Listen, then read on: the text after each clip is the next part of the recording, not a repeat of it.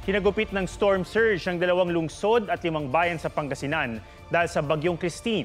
Sa Lawag City naman, lumikas ang mga nakatira malapit sa nasirang dike. May live report si JP Soriano. JP?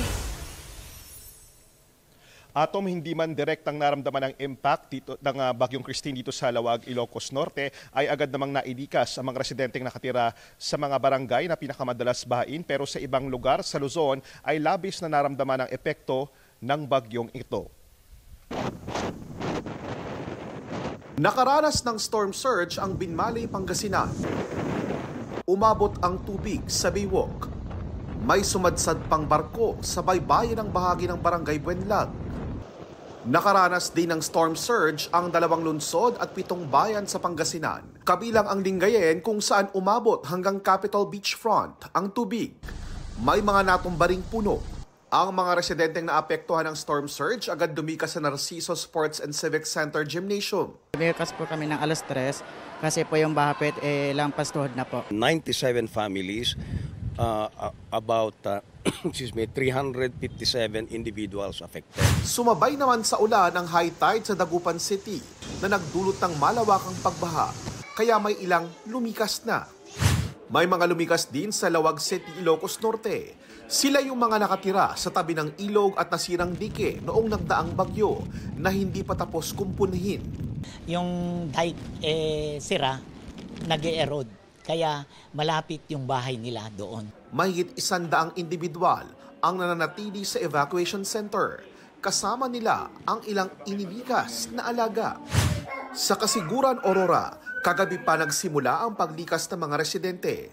Pero ang pamilya Mansano, imbes na sa evacuation center, sa sasakyan daw mananatili habang hinihintay na humupa ang baha. Sa ngayon, 2 barangay sa bayan ng Binahana. Isa naman ang isolated. Manatili muna sa mga evacuation center kasi may kasunod pa kasing pagtaas ng kailugan o pagbaha. Sa Divilacan, Isabela, kung saan naglandfall ang bagyong Christine, naputol ang supply ng kuryente. May hirap po, ma'am. Mas lalo na kapag kapag walang tubig yung pinag-ano namin, apektado po lahat. Nagsimula na ring umapaw ang Pinakanaunan River. Kasalubong na ang Pinakanawan River at saka Cagayan River.